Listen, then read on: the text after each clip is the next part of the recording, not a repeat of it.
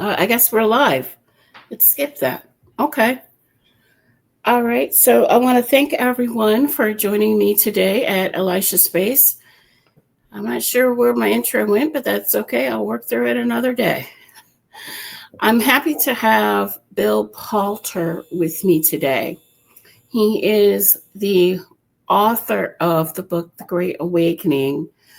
And when we were talking, we had such a great conversation, wouldn't you say, Bill, about the importance of releasing the person you used to be and accepting the person that you are today, and that you won't be able to fully receive who you are if you don't release that other person. Yeah. Yeah. So I thought it would be good for us to have a talk about this because we are so much in alignment when it comes to those things, and that we could do a live about it because we are absolutely in alignment over those things. So, Great. Bill, do you want to kind of give an introduction, let people know who you are? Sure. Uh, First off, my book is called Awakening to Ourselves, just so you know. Oh, And the, awakening to ourselves. I am so sorry. I'm so no, sorry. that's okay. You don't have to apologize. And the only reason I say that is because my spirituality is very practical. And this topic that we're talking about is really about awakening to our true selves. And so, besides that, I've been on the spiritual journey for some 30 years. And, it's can be a very difficult journey. And yet, at the same time, it's a very beautiful journey. And I don't know. Let's just do it. Okay. Okay. Well, what does it really mean to let go of your past identity? How does holding on to an old self keep people stuck? Um, well, we got to remember who we are first. Okay. And who we are is these great big spirits from the divine in these bodies. And when we come into the world, we get, as it says in the Bible, we get conformed to this world. And Jesus said, "Do not conform yourself to this world." Maybe it wasn't even Jesus. Maybe it's Paul Jesus, or somebody in it's the. somewhere in there, right? It's definitely in there. It's Right. in the Bible, okay? And he says, "Do not conform yourself to this world, but be transformed by the renewal of your mind, so that you may know the perfect and pleasing will of God." Okay, so I'll break that down real quick. Is not conforming ourselves to this world, okay, and then renewing our mind, and then it's transformation, and then it's alignment with God. Okay, so Carolyn Miss, great spiritual teacher, still alive, written a bunch of books, uh, and I just saw this the other day. I'm following some of her stuff, but it's been my philosophy all along that we come into this world and we get lacquered with these false beliefs. Okay.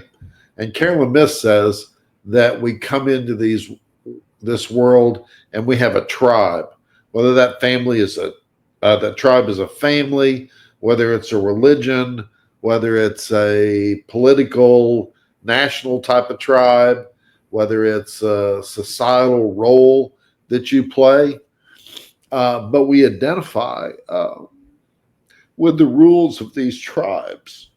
But and that's a good thing because it grounds us, it provides safety and survival and camaraderie.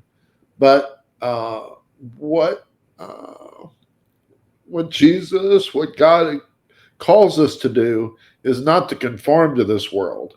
So we have to look at the tribes that we've belonged to and how that they have laid down a set of beliefs, some of what is true and some of what is not true.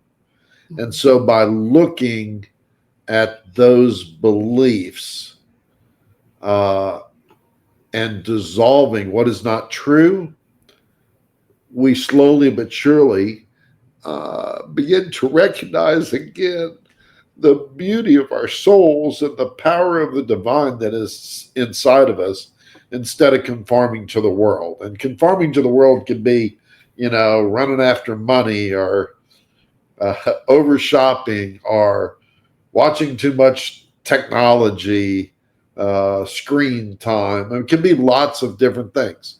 It can, just all type of things. And so as we slowly look at those false beliefs with awareness, it clears our path to our higher soul, to our higher authority, and we can then start moving into the world in a way that's more beautiful, more aligned with God. I'll also say this.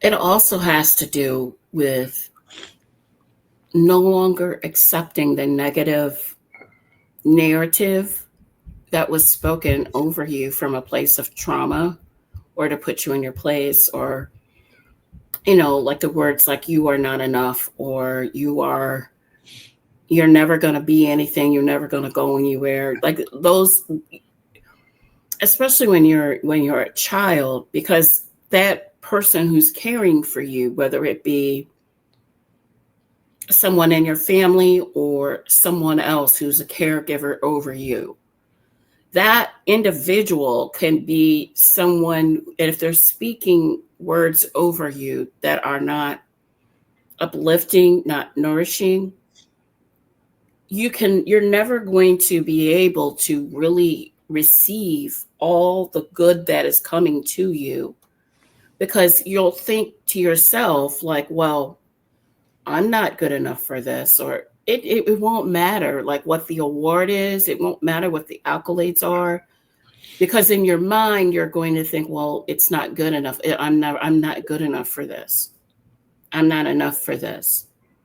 And you'll never be able to truly receive the good that you have in your present, because you're still holding on to that thing in your past. But you Yes. agree, you'll, and that's, it's kind of like someone's, it's kind of like that, it's kind of like, in a way, you're letting that person who never meant you well to win. you know you can make all, I mean, we see it with celebrities, right? They make all this money, and their mindset is so, they're not able to receive all the things that they have going for them with the gifts and talents that they've done and had in their lives, because they never thought they were enough, which is really Yeah. sad to me. Yeah. Hmm. And I would say that we're capable of what we would call on this world the impossible, Hmm. but we have been conformed and told that there's only certain things that are possible and that we're only capable of creating certain things.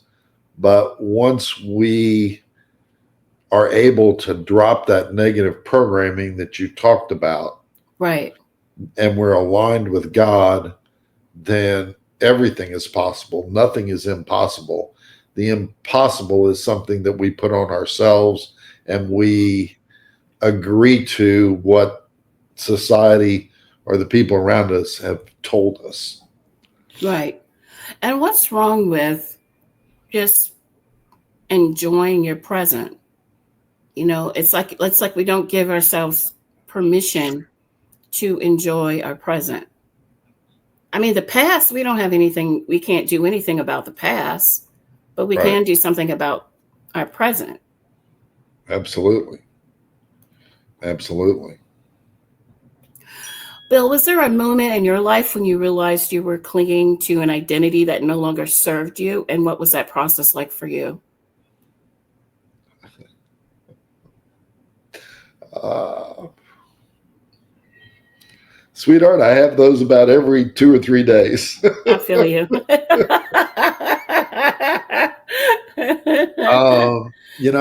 I'm a great lover of people. I love to serve people. I Hmm. get a lot out of serving people. Uh, but I also found that I sometimes serve people and didn't take care of myself. Right. So a people pleaser. So that was something that I just let go of this year. Mm. And I'm 66 years old. Right. Uh, and I just realized that, and I'm studying uh, Pierre Teilhard de Chardin right now. I'm Hmm. studying Edgar Casey, and I'm studying Carolyn Miss. And I just got done writing a story about the three of them and how their philosophies are so much alike. But Carolyn Miss says that we continually um, do acts of betrayal to ourselves.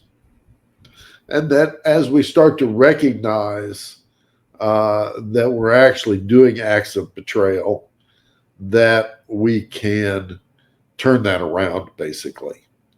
And to Um, me, the act of betrayal is deeper than self sabotage. I really haven't thought about the two of those. Um, yeah, I don't know. The reason I say that is if you're betraying yourself, you're letting yourself think that you're able to do something, and then you're intentionally putting yourself in a situation where you're not going to be successful. Whereas self sabotage is, it comes from a place of insecurity, it comes from a place of fear. Betrayal can come from a place of fear too, and insecurity as well. But to me, if someone is if it's an act of betrayal, to me that's something intentional, and it's mean hearted. It's not, it's there's something mean.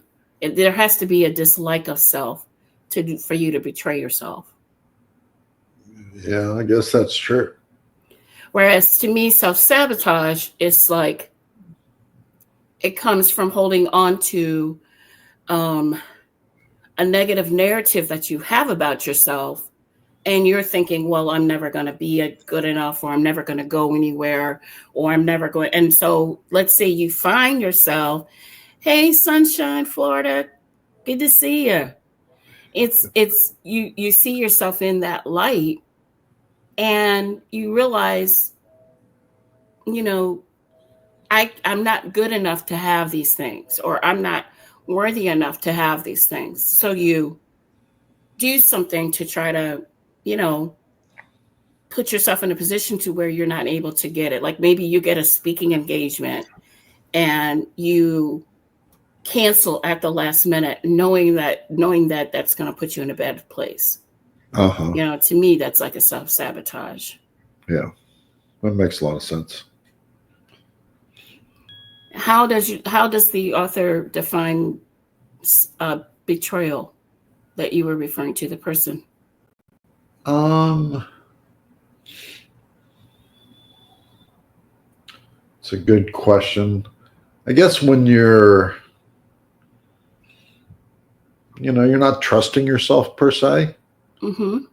Um, I would say that my self-serving are serving others over before I serve myself, not protecting my energy.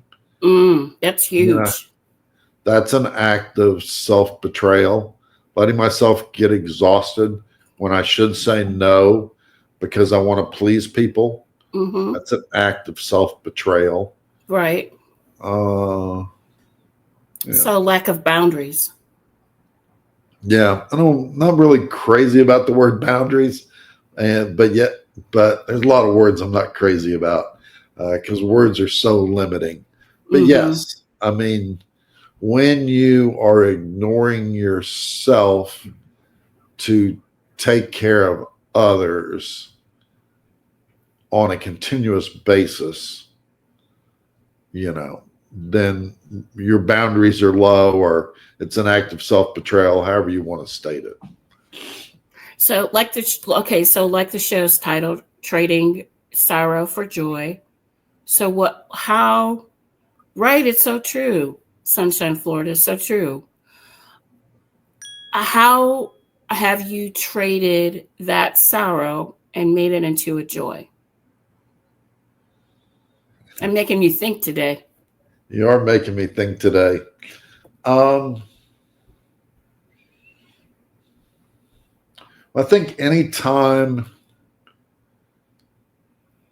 because we've got the divinity of God that lives inside of us, Mm-hmm. the attributes of the divinity of God are joy, peace, Right. love. Right. Okay? Mm-hmm. So anytime that we are acknowledging our false beliefs, acknowledging our actions that are not life-giving, when we're not putting on our oxygen mask first, then, I mean, those are all acts of betrayal, right? But when we start letting all those false beliefs, the things that we've been told are impossible, and it's the walk of spirituality is a walk of subtraction. It's a walk of subtraction of all the things that have accumulated on you in this world that are not true. So Right. once those things are scraped from you, per se, okay, then the natural inherent attributes that are left inside of you are joy, peace, and love.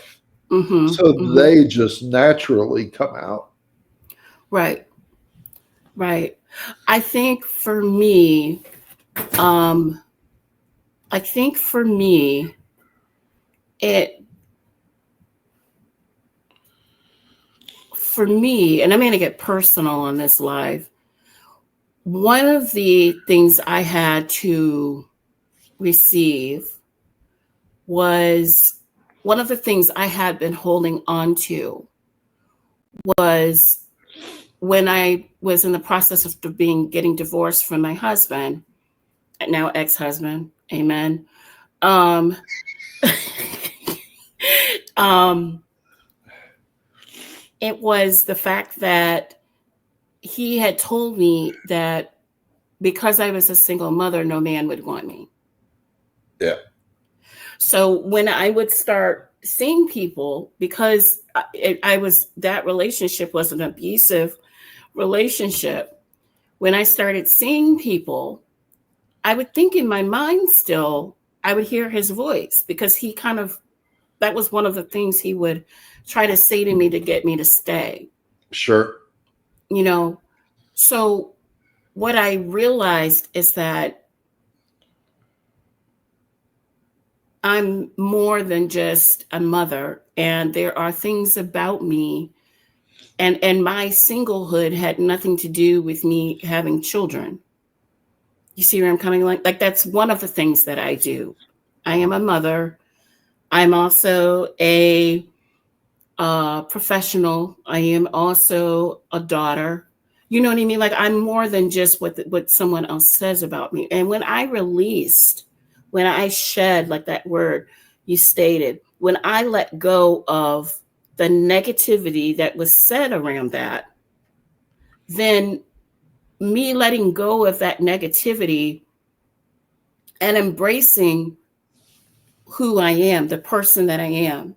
Because I'll tell you, when I first left my ex-husband, I left because of my children.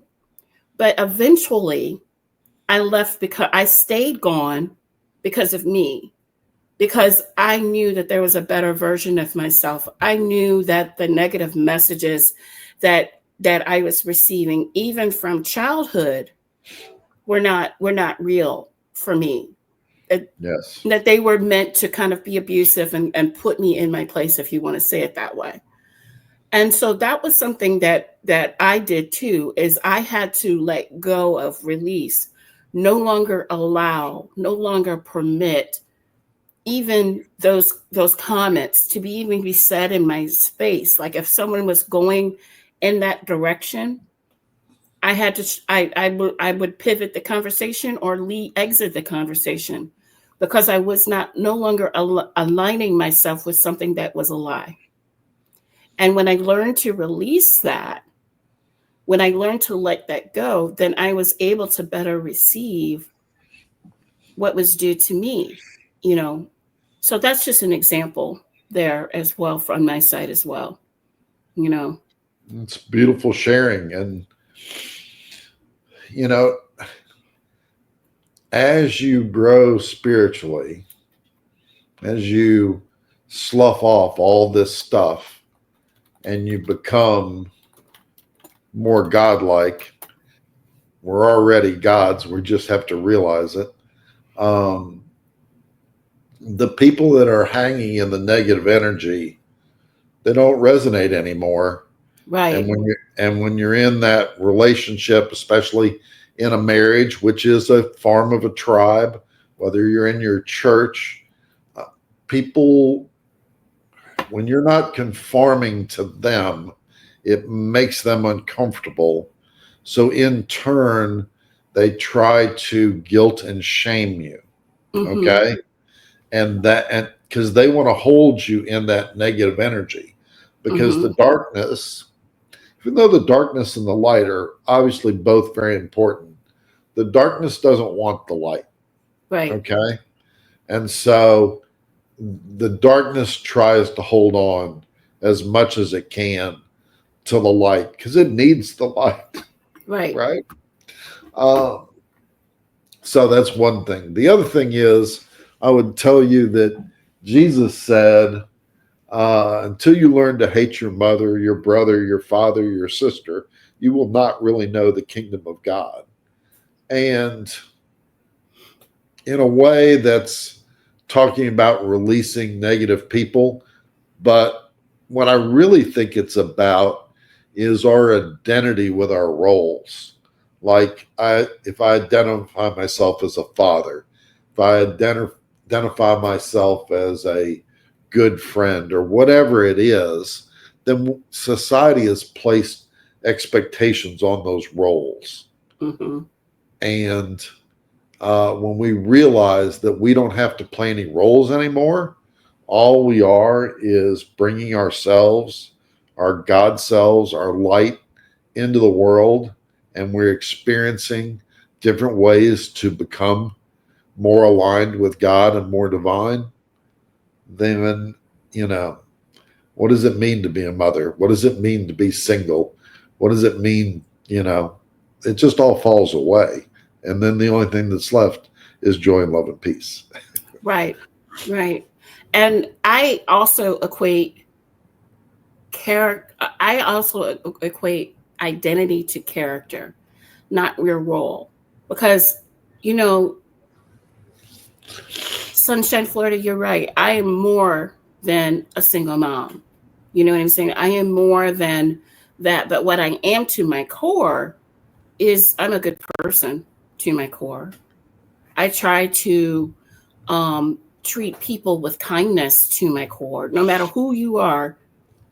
Even Nesto, for y'all, for those who are part of that community, I try to be kind to people. You know, that's who I am to my core. You know, so with that, and that's just one of the characteristics that I have as a person. You know, so I'm I'm of the impression that also kind of discerning and navigating what's real and what's not real when people are actually saying things to me. Like, is this coming from a place of where you're trying to get something from me, or you're trying to put me in a certain position? Yes, I am more than kind. You're right, so Florida. But and within all of those things, it's there's there's more to it, I guess is what I'm trying to say. And I started to look at character as part of your identity, especially in my sessions when I talk with people. And I'll tell them, what is your, like, they'll tell me, who are you? I'll ask them, who are you? And they'll tell me, well, I'm an employee or I'm a business owner. I'm I'm a mother. Those are your roles, but who are Right. you? And what I find is that a lot of people don't know who they are, you know, No, and it's agreed. your value, who you see yourself as a person, your character. That's really who you are to your core. Because in whatever role you play, your character is going to flow within that role. Absolutely. Hmm. Absolutely. And that's, when we come to this earth, we're all a particular perspective or individuation of God. And we all have certain characteristics and certain ways that we act, and which is our natural self. Right, Um, and all that, we're all a different thread in the tapestry, and all the threads, if they're all healthy and woven together, it's a beautiful tapestry, right? right. But if one of the threads uh, is frayed, or it's got the wrong color in the wrong place, or it's not acknowledging its true beauty, then it messes the tapestry up. Bill, why do you think people often feel so attached to who they used to be, even when it no longer aligns with who they are becoming? Um, Deep question, I know. because it's scary. That right there. Yep. It's when you leave, and this happens. This is something that happens on the spiritual walk all the Mm-hmm. time. Okay, happens over and over again. And when it first happens to you, you're like, "Whoa, I can't handle this." But every time you let go a piece of the falseness, you step away from the beliefs that you've been told, or the beliefs of a particular tribe or person. Okay, that leaves this big space, and you don't know what you're stepping into. You just know what you're walking away from. And Okay. sometimes it can be intimidating. Oh, well, I mean, yes, because you not knowing where you're going is always a little, I don't know if I want to call it fearful, but there's also always a little bit of trepidation there, right? Absolutely. But we're on this great adventure to be able to experience the divinity in us, and to fine tune the understanding of the divinity in us through this material world. And so that is, if you recalibrate that you're on this eternal journey of growing consciousness Mm-hmm. and becoming, understanding divinity in a different way, then it can be really beautiful. But you have to surrender to it, and surrendering to it is hard.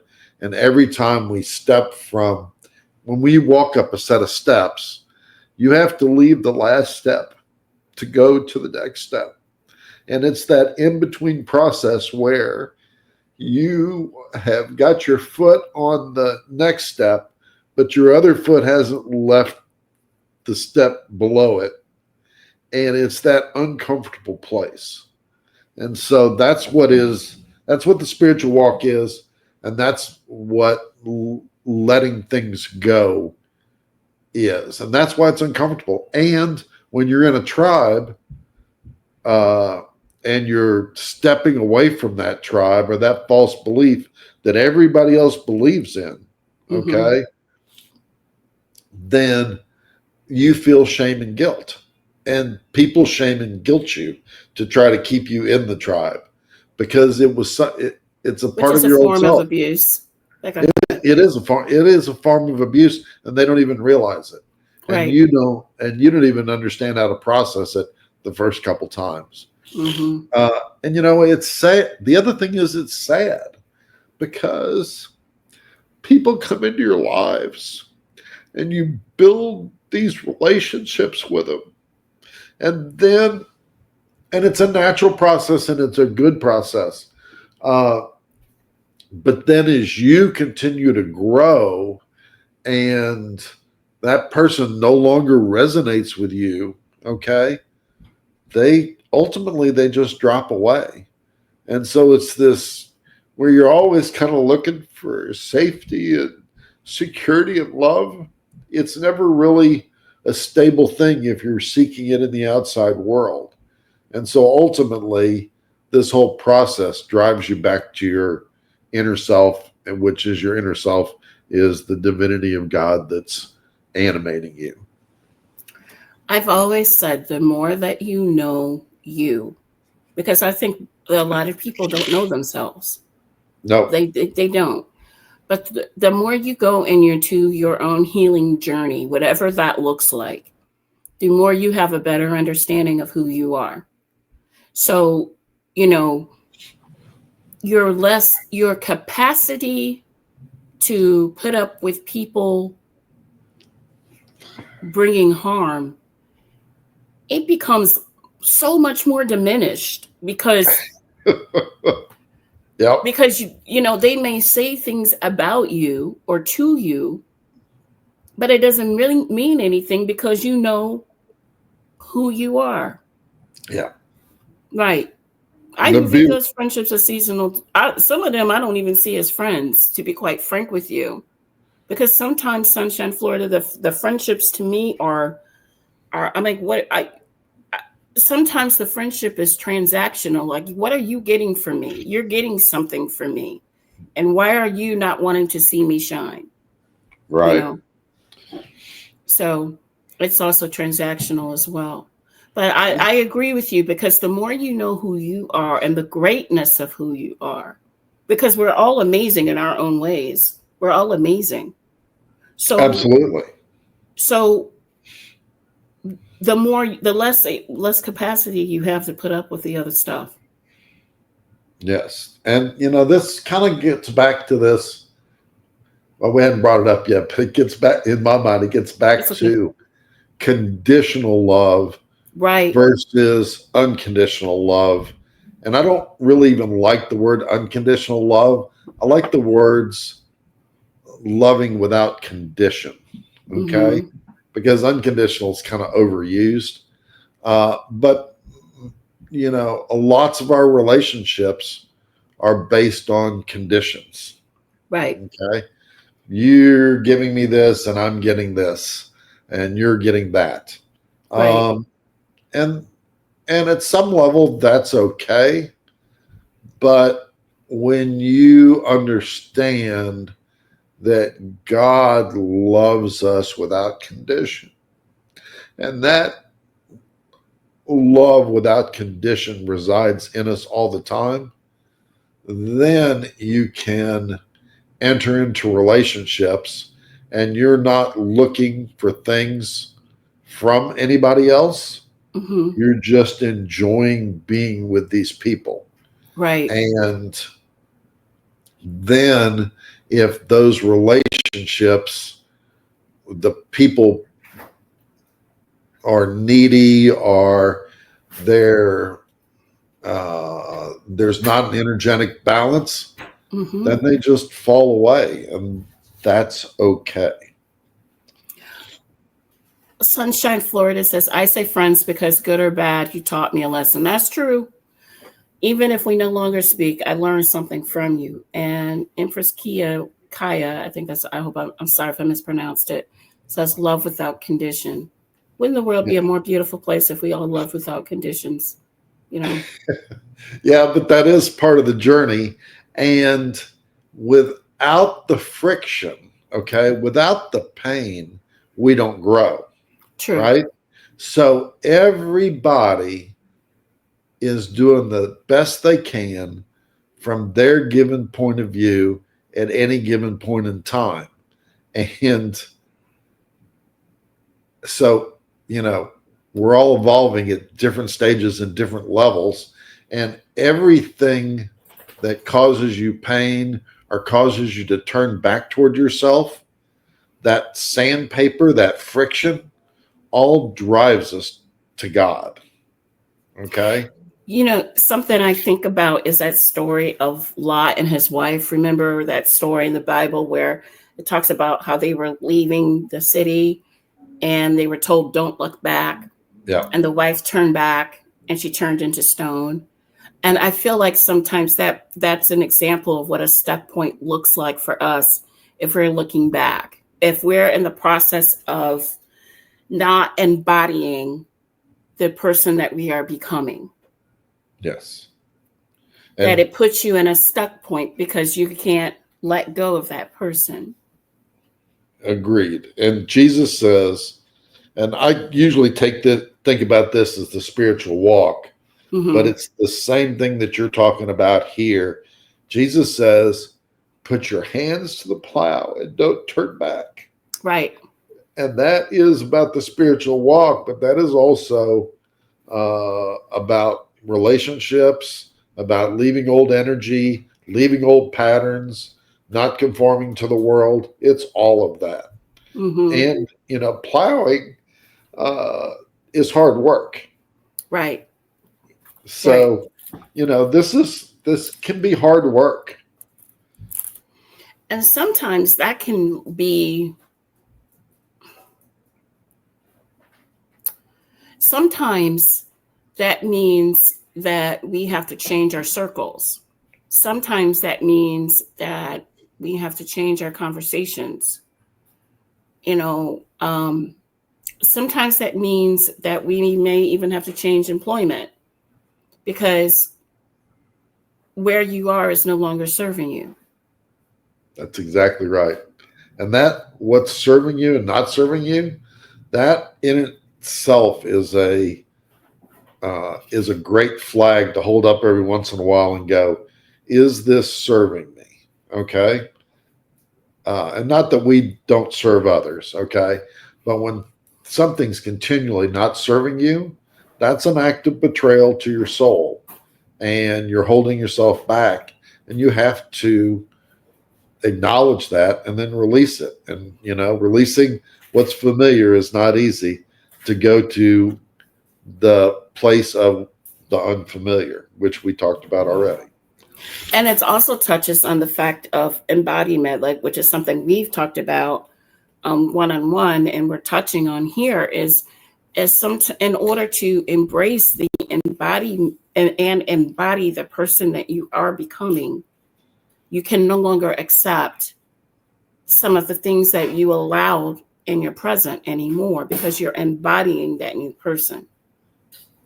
Absolutely. What does Absolutely. that look like, Bill? Um, I think that as we change energetically, lower vibration energies can't really enter our space anymore. Right.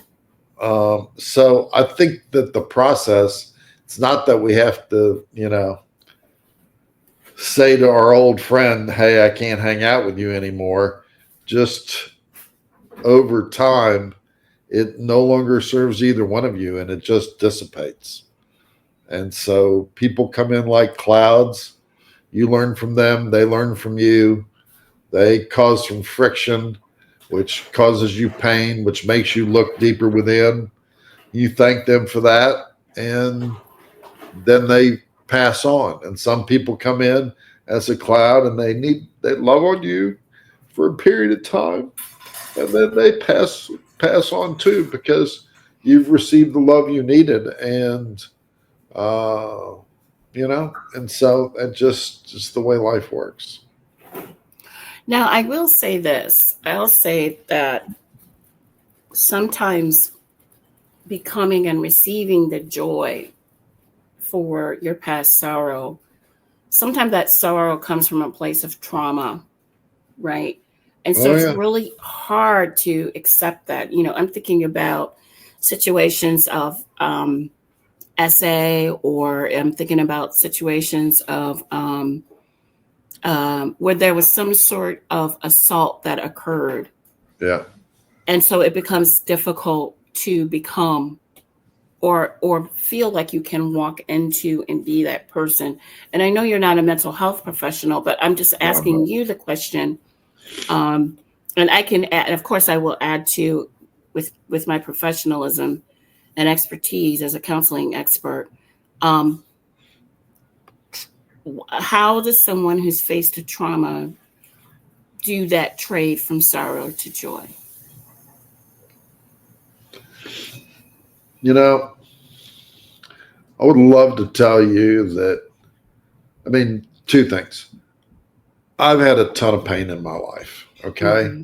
Mm-hmm. But I've never experienced like what I would call abusive trauma, you But know, trauma, let me define trauma. Trauma is anything that jolts you. that dulls you, Jolts, jolts you, JOLTS, jolts jolts you. you. So a death can be a trauma. A loss of a job, that can be a trauma because it's something that has jolted you. So a lot of times when people think of trauma, they think of extreme trauma. And there are people, of course, who have experienced extreme trauma, Uh-huh. but we've all experienced some sort of trauma. If you've been in a car accident, you've experienced a trauma. Well, I mean, I've been through two divorces. I've Right, had children that have had addiction problems. right, I've trauma. Hmm. been financially strapped. I mean, so I guess if you define it that way, I've probably been through my share of trauma, if not more than a lot of people. Hmm. So take me back to the original question. What's the original question now that we define trauma? So, with that in mind regarding trauma, how can someone who has experienced trauma move into this new person? Because sometimes they it's hard for them to move because they're still in shock from the trauma. Like a car accident, when you have a car accident, sometimes your body is in shock and it takes you a while to move. So, Yeah. I mean, how did you, from your trauma, how did you, and you don't have to get specific, but how did you go from a place of sorrow to joy within your trauma? um, let me jump back to what Carolyn Miss said the other day when I was listening to her audio, one of her audio talks. And she says, we're all responsible for healing ourselves. Right. Uh, and I believe that. I truly do believe that. And I've spent a ton of time. My whole life has been about transforming and growing from an early age. So I've gone to counselors, I meditate, sometimes I exercise. I mean, all type of things. But I would say this, that holding in your mind that we are constantly growing and capable of becoming more godlike, of acknowledging the God inside of us, knowing that we are trying to become our best selves, that having that intention and that purpose is important. Mm-hmm. Okay. And Mm-hmm. once you set that intention, then I will tell you the other thing that I think is just critically important is you have to sit in the silence a Mm-hmm. lot. Mm-hmm. Okay. You've got to pull yourself out of the chaos of the world and you've got to find some solitude. And as you, uh, if you can, as you I'm going to call it fasting from the world, okay? Fasting from technology, fasting from, you know, unhealthy foods, fasting from negative energy in certain people. Uh, and as you fast, you cleanse your body. And as you cleanse your body and sit in the silence, you stay more in tune with your higher self. And when you can stay more in tune with your higher self, the awarenesses of what you need to do and how you need to heal, and that you are loved without condition by God at all times, becomes more clear. So if you can sit in the quiet and fast from a lot of things, Mm-hmm. uh, to me, that's one of the strongest ways to heal. Mm-hmm. I agree with all of that, and I'm going to add.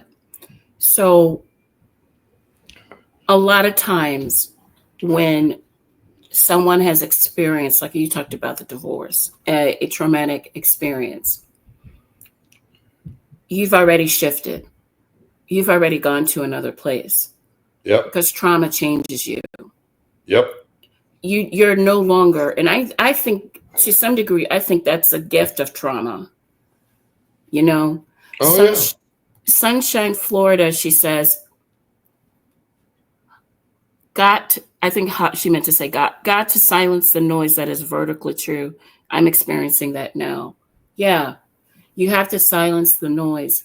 And within that silence, you also have to take a moment to give yourself permission to grieve that person that you no longer were, to grieve the dreams that you thought you had that no longer serve you anymore, to take a moment to give yourself space and allowing yourself to be okay with that person that I thought I was is not that person anymore. And once you do that, you can really start to get to a place where you're able to let go of the negative narrative, the negative comments, the you can start to let go of the expectations that are no longer serving you today, but are serving to the person that you are becoming. And once you're able to do that, you leave space to that. That's part of the letting go process. And that doesn't happen overnight. It's part of the healing journey. Community is extremely important. Our friends who mean us well are communities of where we may spend our times of worship. And I say that because our communities can look different too, and that's okay as well as knowing where you're going. The biggest thing about all of this is if you don't want to get stuck, you have to give yourself that permission to grieve, but you can't stay there. You see, because if you stay there, then that moment is going to define you. That is what is going to define you. And no one wants to be defined by their trauma. I'm just keeping it real. You know, one of my traumas, because I've had, like I said, we've all experienced multiple traumas. One of my traumas is that I am a domestic violence survivor. But that does not define who I am. That is my past. I am a thriver now. I have moved on. I live a very happy, robust, wonderful life. I have a productive life. I have a joyful life. But that is because I made the choice not to stay there. If I had stayed there, then I would have had a cycle, listen now, of having similar relationships, of being with individuals who did not serve me, Right. who are constantly trying to put harm on me. Okay. Just like you, Bill, you didn't talk about your divorces, but if you stayed in that cycle of staying within those relationships where it was the same type of pattern, you would have been stuck there. So you had to do the work of healing, you know. And sometimes professional help is necessary, you know. EMDR, I highly recommend that, um, among others, in order to try to get yourself to a place of getting to a greater place of healing. Because sometimes it's really, really hard to not be able to move forward because of something. So you Mhm. may need to get some professional, you know, psychological help. And there's nothing wrong with that because it's helping you get to a place of your healing journey. I'll also say, too, you know, support groups and things of that nature, those are also impactful as well. And I am not minimizing those things, too. Your healing journey is your healing journey. And the beautiful thing about it is that you get to navigate how you want that to look. So that's my soapbox.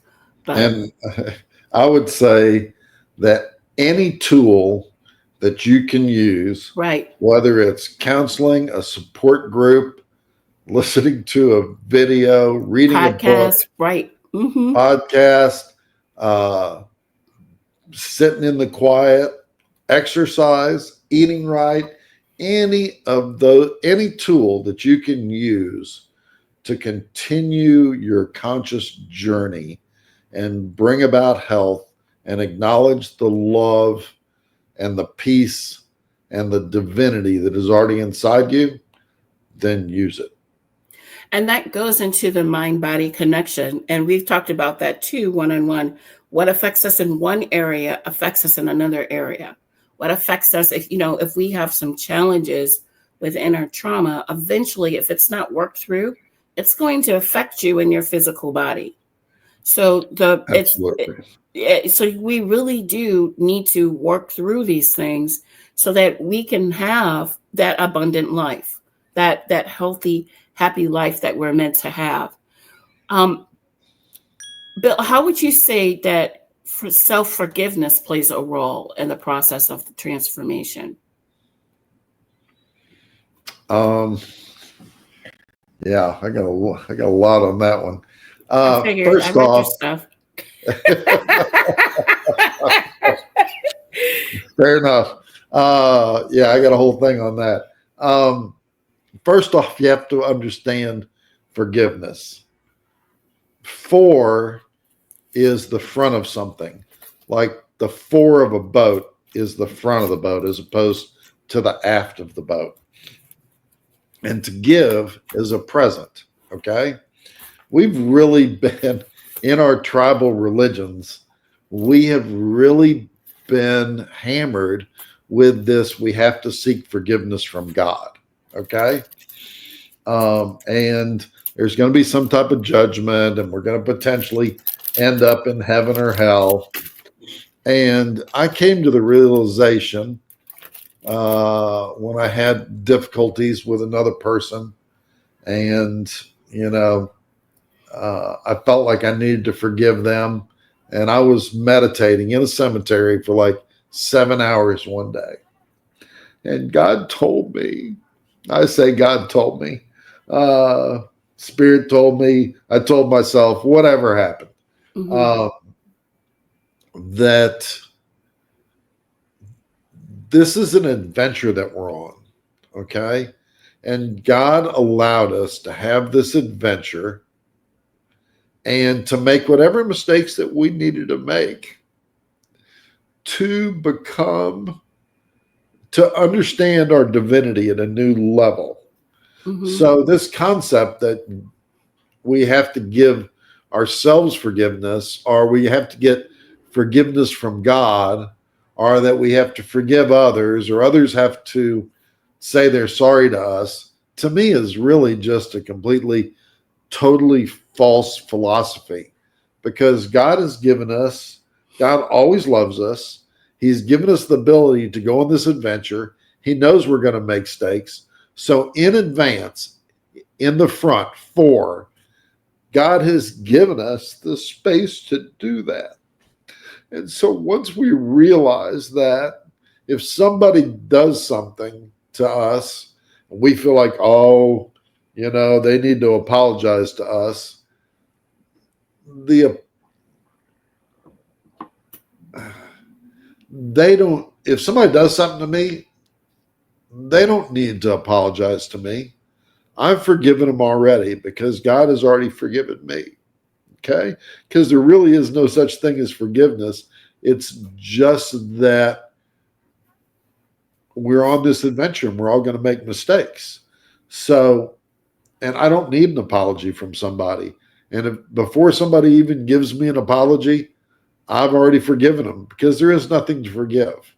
We're all just doing the best we can from where we are. So when you get to that space of there is no forgiveness, it's just unlimited love. And then the other space is judgment. When you quit, when you can learn to forgive yourself, even though I don't believe in that word or that concept, and you can learn not to judge others, okay? When you quit judging yourself, then you quit judging others. And if you can get to the point where you are always in forgiveness of yourself for everything that is not perfect as you're becoming more aware in consciousness, and you don't judge yourself for any action, okay?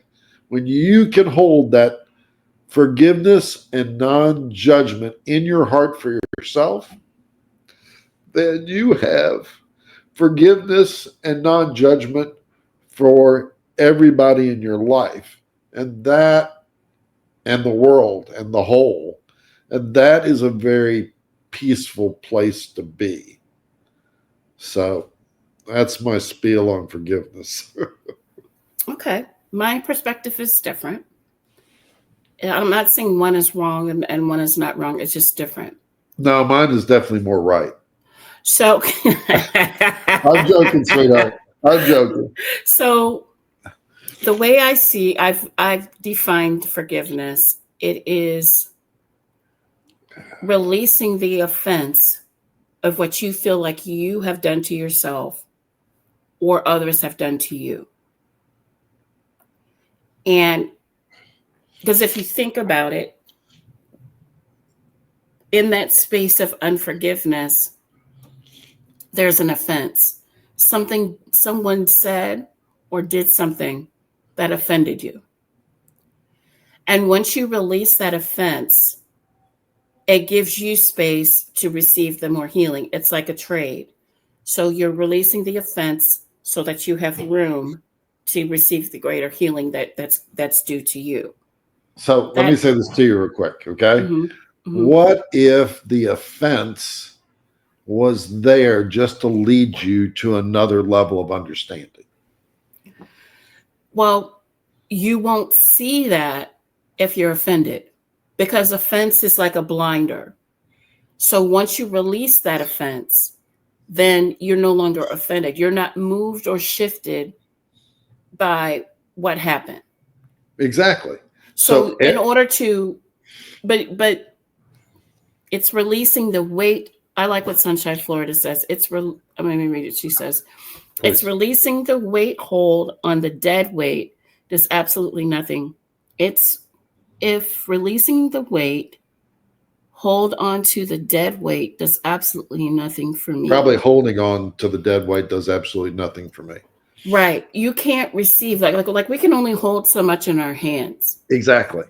So if you're okay, I'll use my ex-husband, for example. He did a lot of stuff. I'm not going to talk about it, but he's right. There's a reason. Praise the Lord. We've been divorced over 20 years. Why we're divorced, and it's a good thing. If I held on to all of that that happened, there would be no room for someone else to come in my life because I'm still holding on to something that's no longer serving me. Agreed. So that's how I see it. Now, I don't know if that's right or wrong because it's abstract, but that's how I see it. And a lot of times when I'm working with people, I'll talk about is about when it comes to forgiveness, it's the release. You don't need an I'm sorry. Nope. You don't need a you don't need an I'm sorry. I mean, it's nice to hear sometimes, but how many times like little kids when they do something and you tell the little kids will say you're sorry to each other and they'll say I'm sorry and they ain't sorry They ain't because they're sorry. Right. doing it like 2 seconds later. You know what I mean? Right. So it doesn't mean anything if someone says, "Oh, sorry." You have to look at the fruit or the action that they're doing around that to see if there's a true change in their behavior. But I'm sorry doesn't mean, but forgiveness doesn't mean that the person can come back to your life and raise a ruckus. It just means I'm choosing, it's something you're doing for yourself where you're choosing to release and let go of whatever it is that was holding you back. That's how I view forgiveness, because, and that's how self-forgiveness to me works. Like you have to do that for yourself because a lot of times people get in these situations and one of the things that they say is I can't believe I got myself in this situation. So you may be able to release the offense from other people, but you can't release the offense that you put on yourself. Exactly. Well, I mean, you're human. Everyone is human, which I do agree with you, Bill. Like everyone is human. Things are going to happen. We're human. If we lived in a world that was infallible, how boring would this world be? So It I kind of wouldn't serve the purpose. wouldn't serve the purpose. And how would you grow and how would you learn? Exactly. So Exactly. so releasing that, and a lot of that has to do with narratives. Well, I didn't raise you that way, or how could you get yourself in that situation? I had to tell a family member of mine because the question kept being asked, you know, or the comment, oh, why didn't you listen to me? Like I don't think people realize how hurtful some of those statements are, even though it comes from a place of frustration for them, because they really can't believe, but anything can happen to somebody. Things that you never thought could happen can happen. So releasing Absolutely. that expectation and also choosing to not be offended on yourself, releasing that, I think makes room for healing. It's an exchange, it's a trade, you know. And my point in all this is I'm kind of taking it like another level. Hmm. Once you work Oh, and it's this absolutely another level. But go ahead. through this Right. forgiveness process Hmm. enough, and you can stand in your power and in your love, then the whole forgiveness thing just kind of dissipates because everything's always forgiven already. And all your mistakes are forgiven because you're here on this adventure to learn how to become divine, how to What become you're a talking about is so difficult for so many people to do because that means that they can't be offended by anything.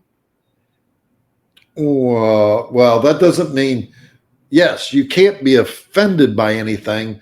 That does not mean that you agree with it, though. Absolutely. That's a Absolutely. different thing. Okay.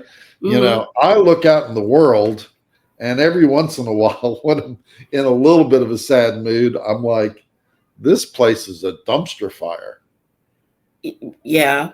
you know? And I got, and I'm living in it. But what Hmm. I can control is right here. Hmm. Okay. This is the only thing I can control is right here. Okay. This is the only control that we have. I have, at least in the whole world, is right here. Right. So when I get this right, okay, I don't need to be forgiven. I don't need you to ask for forgiveness. You're you're working through your stuff. I'm working through my stuff. It's all perfect. I also think if it's like a 12-step program or if it's somebody's part of somebody's recovery, if I'll listen to what they have to say. You know what I'm saying? To help, so that kind of stuff I could see. But But I agree with you, but that we have to get to a place. Maybe that could be another show for us when we talk about, you know, what that looks like, not being at that level of forgiveness, and what not getting offended looks like. I feel like that I'm talking about this so much, somebody's gonna like really, really stick a thorn in me, and I'm gonna have to see whether this is true or not, whether I can hold this at this level.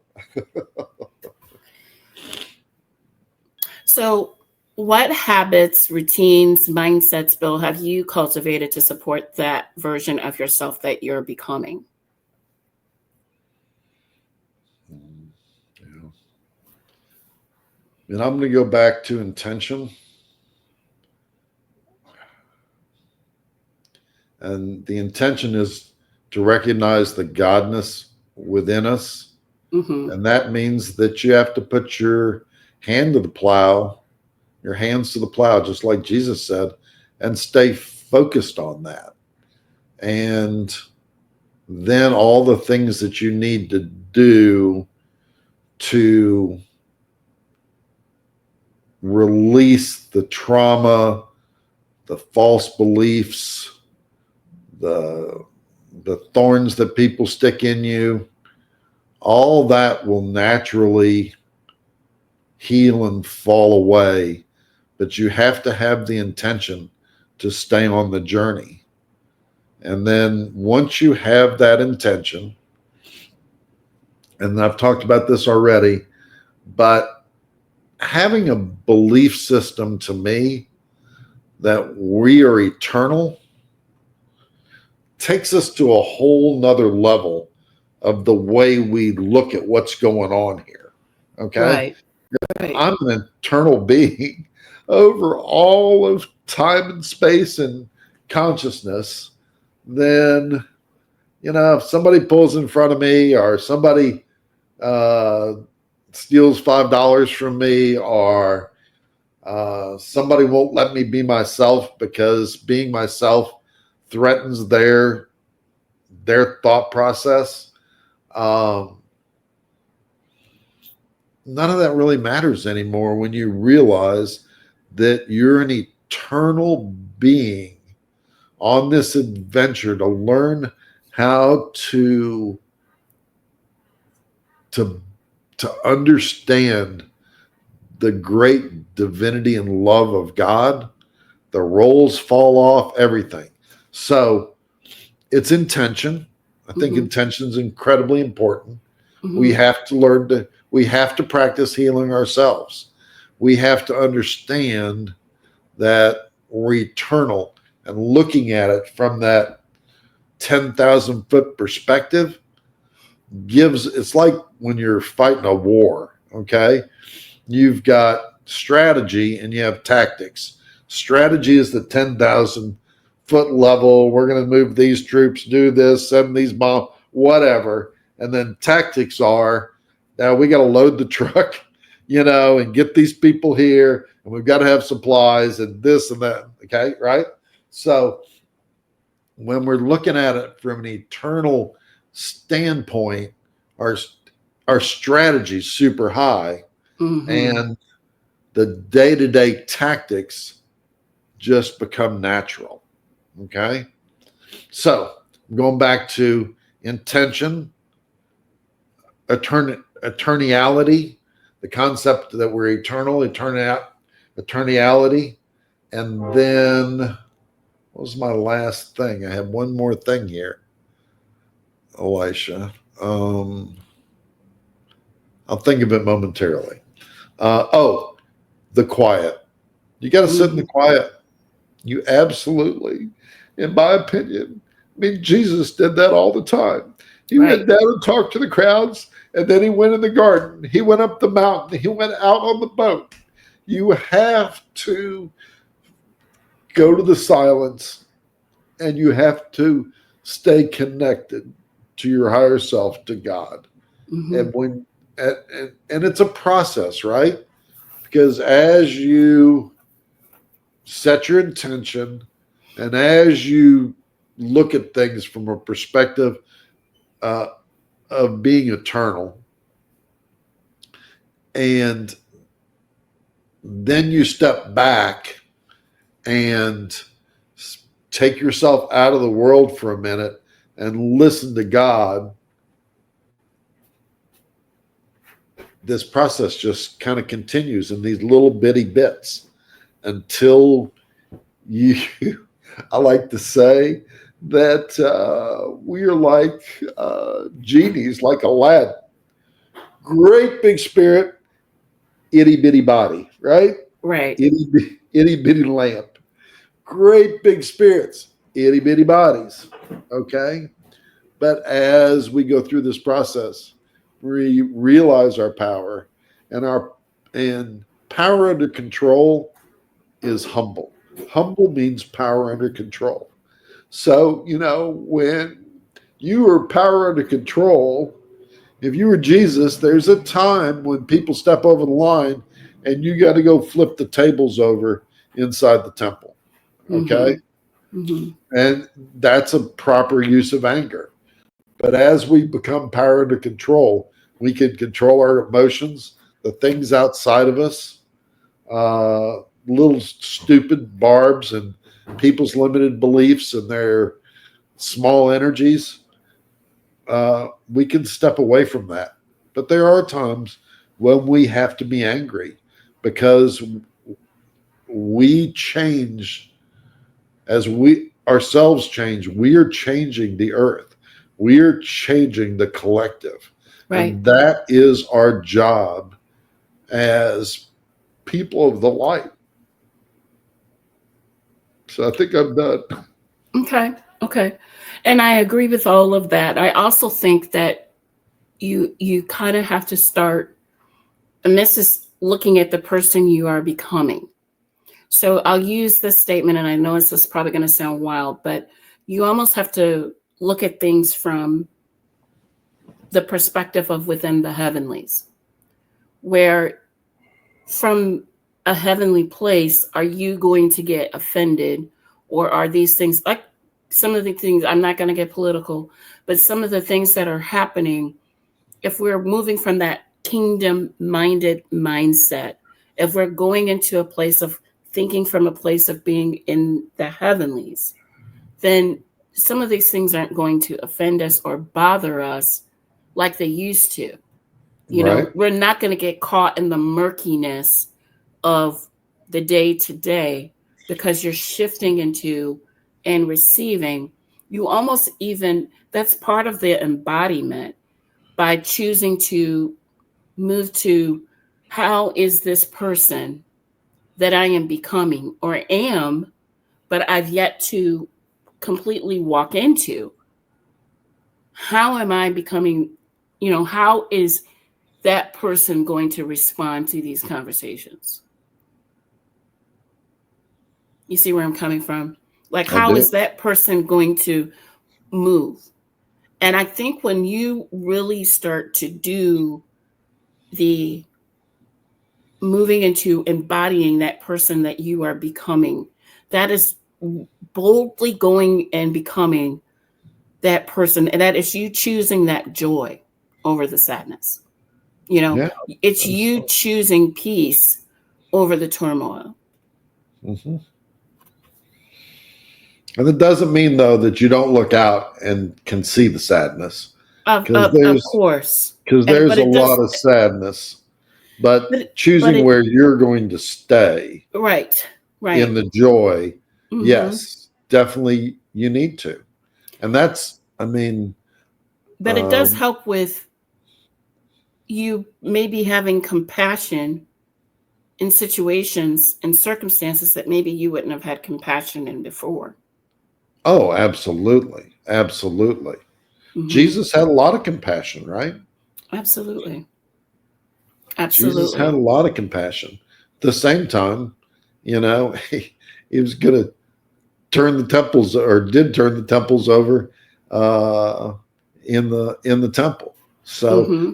it's a balance. I mean, these spirits that we have are very powerful, and one of the reasons we're in bodies is to learn how to control that power. Okay, because Hmm. as one person, it's really hard for us to like tear the whole world down. If we were a big, powerful spirit, we could probably tear the whole world down. So we're here in these bodies learning how to master these spirits to creating goodness. Mm-hmm. Mm-hmm. Does that make sense? Absolutely. What role do you think vulnerability has to play? Role vulnerability has to play. Um, Well, in shedding the old identity and allowing yourself to evolve. yeah, I'm thinking. Um, Do you want me to go while you think? And then, yeah, why don't you start us off? okay. So, authenticity, you can't move in a place of healing unless you're moving in authenticity. I'd agree with that 100%. So, in order to be in that place of authenticity, you have to be open to being vulnerable, allowing others or for you to move without wearing a mask. Because a lot of times we Oh, wear yeah. masks. Yep. You know, I've met some of the saddest people who come off so confident because they wear this mask and they Agree. don't feel like they're in a safe space or a safe place where they can actually be that person that they are. Agreed. A lot of times, if you're not in that space of vulnerability, after a while, because of all the mask you're wearing, you won't even recognize the person that you see in the mirror because you're Agreed. so busy trying to be something that it's people pleasing. You're becoming something that everyone else says you should look like. You should look like. Exactly. Yeah. So yes, and with that definition, I'm a huge believer in vulnerability because I'm a huge believer in being authentic. Mm-hmm.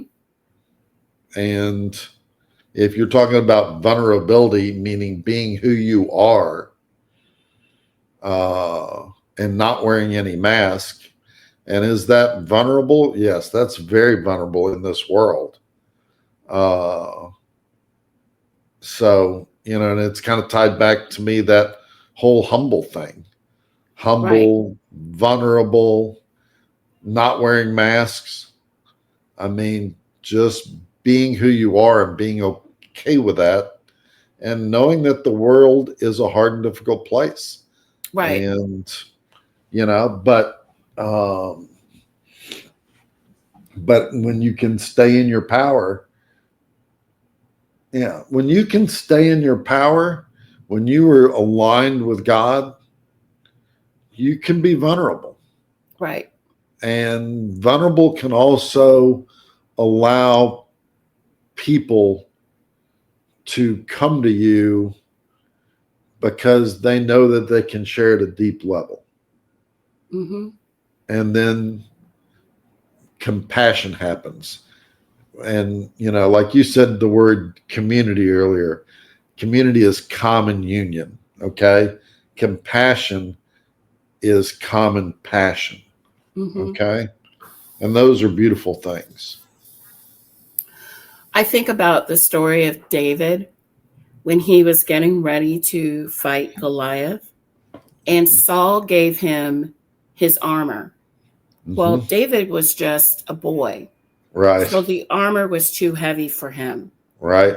If David kept the armor on, he probably would have been killed because he couldn't move correctly in the armor. He was a child. Exactly. So even the act of slaying the giant,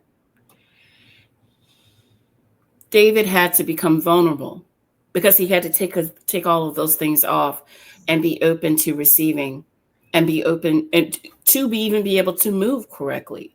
And that's what I think happens to us in a way when we're carrying things that we should not hold on to. We're not moving into that place of being our authentic selves.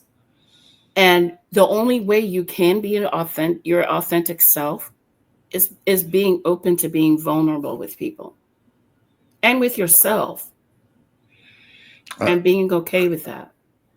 I agree with that. And I think you would agree with this is that we wear masks because there's certain people we don't want to be vulnerable with. Right. And until you can learn to stand in your power, you can't be vulnerable with those people sometimes because they hurt you. And Uh, that's when you start to make, I'm making a general statement, but you make appropriate changes so that you create circles where you have people you can be vulnerable with. yes, absolutely.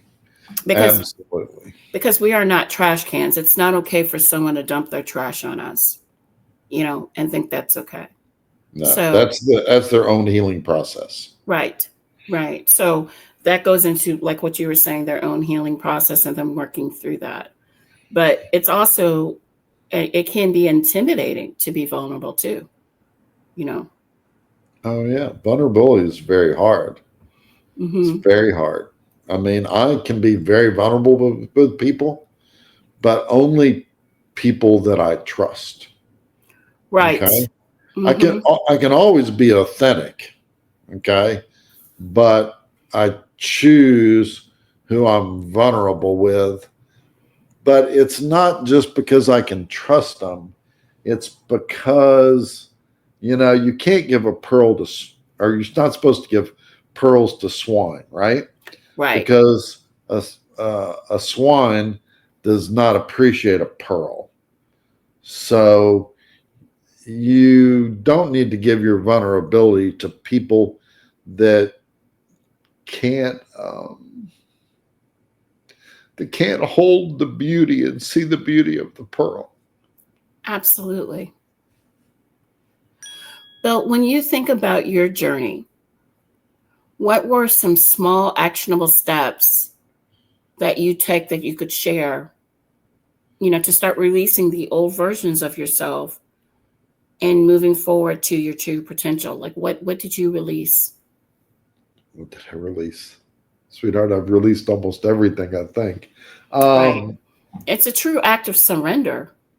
I mean, yes, this world in its best, when you're doing your best, it's completely an act of surrender. Surrendering, surrendering everything all the time, surrendering, surrendering, surrendering. I will say that this is, I've learned a lot of stuff, and this is just something that popped up recently. I I thought it was interesting, and I'm just watching it. I've got a friend of mine who we buddied around for 4, 5, 6 years, have been really close, done a lot of things together. And about a month and a half, 2 months ago, he just quit returning my calls and texts Mm-hmm. completely. Mm-hmm. And I reached out to him a bunch of times to go, hey, dude, what's up? You know, I've gotten zero response. Yet I know through another friend of mine that he's still alive and okay. And I had to look at that and go, you know, I don't build friendships and people lightly in my world anymore. I've got, a handful of very good, deep friends. Not that I see them all the time. Most of Right. them don't even live anywhere close to me. Mm-hmm. Um, uh, and I would consider this guy one of my friends. Uh, but I had to look at that and go, you know, it's okay for him to step away. And then I thought, well, maybe I did something to offend him, but I'm pretty sure that I didn't. And, maybe that relationship will tomorrow start back again, or maybe that relationship is gone forever. I have no idea. But I've had to surrender, and I don't even remember what the question was anymore, It's but I've okay. had to surrender the fact that, that I want to hold on to that relationship or that I can hold on to anything, um, and be okay with you know, whether I offended him, didn't offend him, he just chose to go in another direction. He needed to step back for a while. Uh, you Or he know, could be going through something too. he could be going through some. There could be all type of stuff. Right. Um, but that's none of that's for me to solve. It's for me to step back and just, oh, here I think this is where I'm going. It's just that we have to look at all these things with a level of awareness. Okay. Hmm. All these things that happen, we have to look at them with a level of awareness. And when we do, we can go, okay, that's okay for that to happen. I had an expectation of how this friendship was going to work, right? But the friendship's not working like that anymore. And Right. that's okay. So when you start to sit in the silence, look at what's happening, and with awareness, be able to release doing anything, okay, and just accepting whatever is. Uh, I don't know. I think that was the answer to your question, but I don't remember what the question was anymore. That's okay. That's okay. So, some small actionable steps adding to, because awareness is a big thing, and surrendering is also huge. Yes. Another actionable step that you can do is not being afraid to sit still in the silence and Yes. allowing yourself to release those things that were no longer serving you, Yes. and Here, go ahead, Bill. I'm sorry. no, I interrupted you, but I remembered two actionable steps. Okay. Mm-hmm. One is anytime you have pain, okay, not talking about physical pain like you cut yourself Mm-hmm. with a knife, but anytime you have mental, spiritual, emotional pain, look at that pain like the pain with my friendship. Okay. I had to look at that and go, that hurts me a little bit. What is that? So anytime you have pain, as opposed to reacting, I mean, if you cut yourself, okay, there's pain there because your body wants you to look at what's going on because it needs to heal. Right. Okay. Right. And so anytime you have pain, there's something emotionally, spiritually, mentally inside of you that needs to be healed. And the only way to heal that is with, in my personal opinion, is with awareness. You have to stop and look at why did that cause me pain? Okay. So that is an actionable step. Okay. My Taking time to process it. Yes, taking time to process and look at it and look what belief system you have built around it. And is that belief system real or is it not real? Right. And so, and I believe that even though I have a ton of belief systems, I believe we should have no belief systems.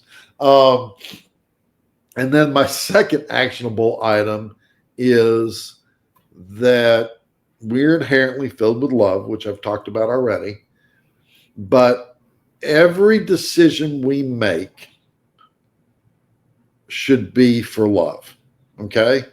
Every time we make a decision, we look at that decision and go, is this a decision for love or is this a decision that's not love? Okay. That's good. Right. And you have to define love because sometimes you have to discipline yourself, you have to discipline your children, you have to do things that are really hard that don't always exactly feel like love because love is not just Love doesn't always make you feel good. what's that? Love doesn't always make you feel good. No, It's it not doesn't. supposed to. Right. One of the things that you talked about the story earlier about Lot and his wife. One of the stories that popped up in my mind was Solomon, and when there were two women who were both claiming this baby. Right. You remember this story? Mm-hmm. And uh, and Solomon had to decide what to do. And he said, "Well, I'll just cut the baby in half and give each one of you mothers this baby." Well, the one that wasn't the mother immediately said, "Yes, cut the baby in half." The one that was the mother said, "No, no, give her the baby." Okay. So that's not an easy decision, right? That's a decision out of love that was very hard. So my point is that we have to make every decision we make should be toward love. And it doesn't matter what it is, whether it's holding open the elevator door, whether it's giving uh, a street person some food, whether it's answering the phone when we don't want to talk to somebody.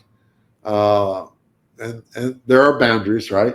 Mm-hmm. But we have to make those, because not answering the phone when somebody calls could be an act of love by not answering it because we're choosing to love ourselves, right? Absolutely. Right. So, but we have to look at every decision that we make and every thing that comes to us, because we don't ever have to make a decision until something comes to us, right? Mm-hmm. And the world comes to us all the time.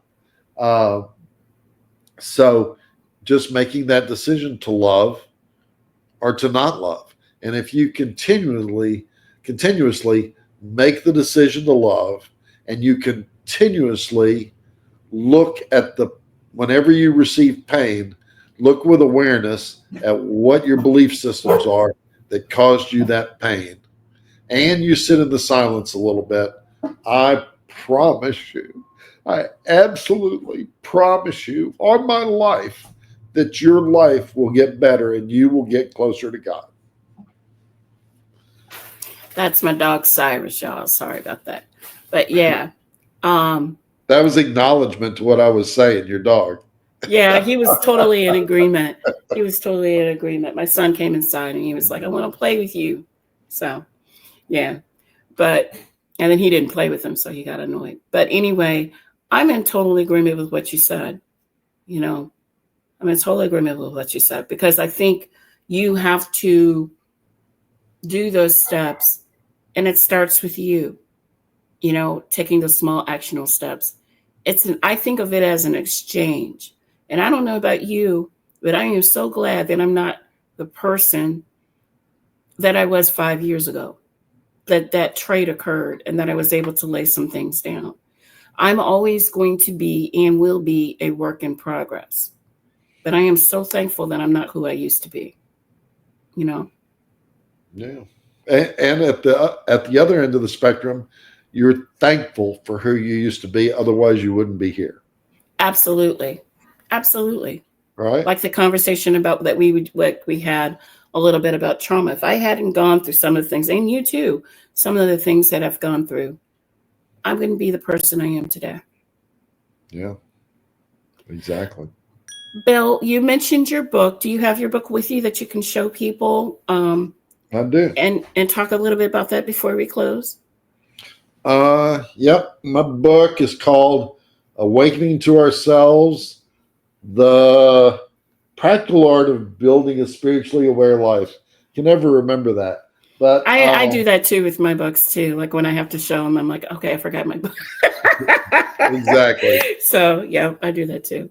But basically, awakening to ourselves is the whole thing we've been talking about, which is coming back to the beautiful spirit that's inside of us. We got conformed to the world, and how do we unconform to the world?